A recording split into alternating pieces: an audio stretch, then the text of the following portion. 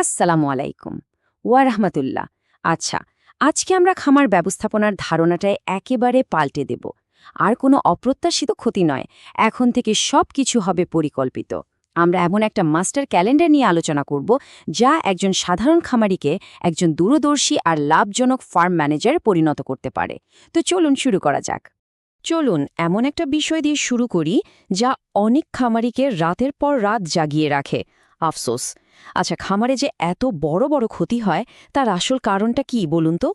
মজার ব্যাপার হলো উত্তরটা প্রায়শই আমাদের চোখের সামনেই থাকে, কিন্তু আমরা সেটাকে গুরুত্ব দেই না। একবার সত্যি করে ভাবুন তো, খামারের আসল ঘাতকটা কে?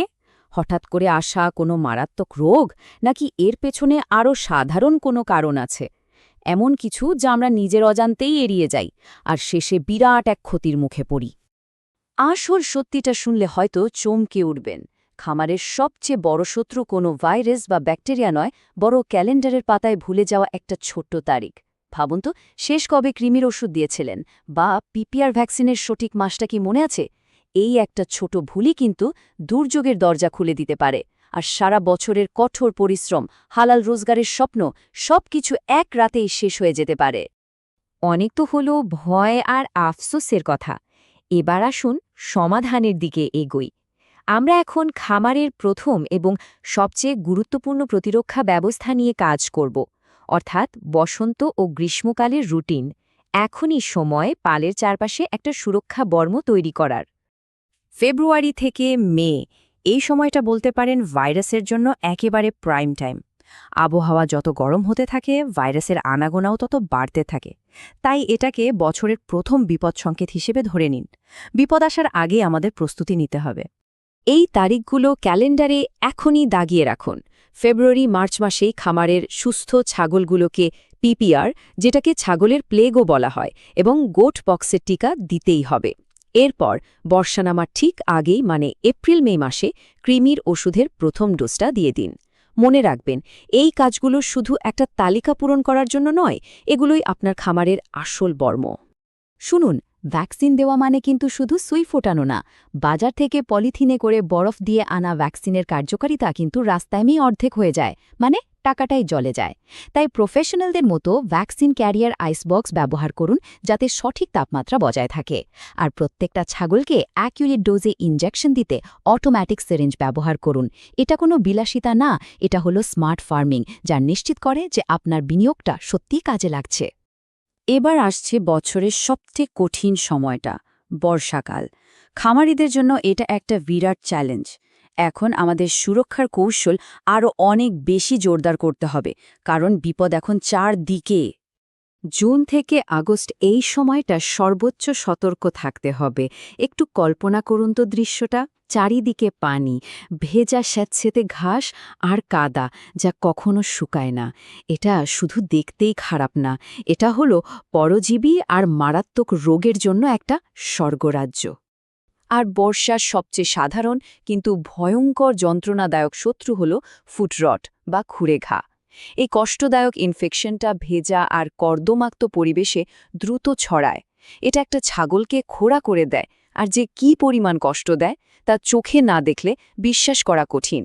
তাহলে এর বিরুদ্ধে লড়বেন কিভাবে? দুটো কাজ করতেই হবে, কোনো বিকল্প নেই। এক, বর্ষা নামার আগেই গোট হুফ ট্রিমার দিয়ে ছাগলের বাড়তি খুরগুলো সুন্দর করে কেটে ফেলুন। এতে খুরের ভেতরে কাদা জমার সুযোগই থাকবে না। আর দুই, অগাস্ট মাসে কলিজা কৃমিকে টার্গেট করে নির্দিষ্ট ওষুধ দিন, যেমন অক্সিক্লোজানাইড ও লিভামিসল গ্রুপের ওষুধ। মনে রাখবেন, সাধারণ কৃমির ওষুধ এই মারাত্মক পরজীবীর কিছুই করতে পারে না। যাক, বর্ষার বিপদ তো গেল। এখন সময় শুধু টিকে থাকার নয়, বরং খামারকে আরও এক ধাপে এগিয়ে নিয়ে যাওয়ার। এই সময়টা হলো শীতের প্রস্তুতি আর খামারের ভবিষ্যৎ প্রজন্ম নিয়ে কাজ করার। অনেকেই ভাবেন শরৎ আর শীত মানেই শুধু ঠান্ডা থেকে বাঁচা। না, এটা হলো কৌশল খাটানোর সময়। এই সময় আমরা কেবল শীতের রোগী প্রতিরোধ করব না, বরং বুদ্ধিদীপ্ত প্রজননের মাধ্যমে খামারের ভবিষ্যৎ প্রজন্মের ভিত্তিটাও তৈরি করব। তাহলে পরিকল্পনাটা কি হবে? সেপ্টেম্বর অক্টোবরেই দিয়ে দিন এফএমডি বা খুরা রোগের টিকা। এই সময়টাতে যেহেতু প্রচুর সবুজ ঘাস পাওয়া যায়, তাই ভালো জাতের সাথে ক্রস ব্রিডিংয়ের জন্য এটাই সেরা সময়। এরপর শীত যখন জাঁকিয়ে বসবে মানে নভেম্বর থেকে জানুয়ারি, তখন নিউমোনিয়া থেকে বাঁচাতে সেটাকে উষ্ণ আর শুকনো রাখুন। বিশেষ করে গর্ভবতী ছাগলদের দিকে বাড়তি নজর দিন, যাতে বসন্তকালে আমরা সুস্থ সবল বাচ্চা পাই। এতক্ষণ তো আমরা একটা রুটিন বা কাজের তালিকা নিয়ে কথা বললাম, তাই না? কিন্তু একজন সফল ম্যানেজার শুধু রুটিন ফলো করেন না, তার একটা দর্শন থাকে, একটা মাইন্ডসেট থাকে। চলুন সেই দর্শনটা কি সেটা একটু বোঝার চেষ্টা করি। এই কথাটা কিন্তু খুব দামি।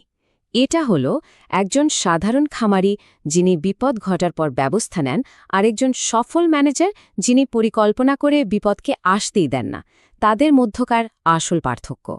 একজন শুধু সমস্যার প্রতিক্রিয়া দেখান, আরেকজন সমস্যা তৈরি হতে দেন না। আর এই নিখুঁত পরিকল্পনার মূলে আছে একটা জিনিস, একটা রেকর্ড বুক। খামারের প্রত্যেকটা ছাগলের জন্য আলাদা রেকর্ড রাখা, যেখানে তার টিকার তারিখ, কৃমির ওষুধের তারিখ, এমনকি গরম হওয়ার তারিখ পর্যন্ত লেখা থাকবে। যখন কোনো পশুর হক বা অধিকার ঠিকভাবে আদায় করা হয়, তখন সেই হালাল ব্যবসায় আল্লাহ তাআলা নিজে থেকেই বরকত দান করেন। এই ক্যালেন্ডারটা যদি ঠিকঠাক মতো মানা যায়, খামারকে লোকসানের হাত থেকে বাঁচানো সম্ভব, এটা নিশ্চিত। কিন্তু আমাদের লক্ষ্য তো শুধু টিকে থাকা না, তাই না? আমাদের লক্ষ্য সর্বোচ্চ লাভ করা, বিশেষ করে কোরবানির ঈদকে সামনে রেখে। তাহলে প্রশ্ন হলো, সর্বোচ্চ লাভের সেই সূত্রটা কি? এর উত্তর আমরা জানব আমাদের পরবর্তী আলোচনায়।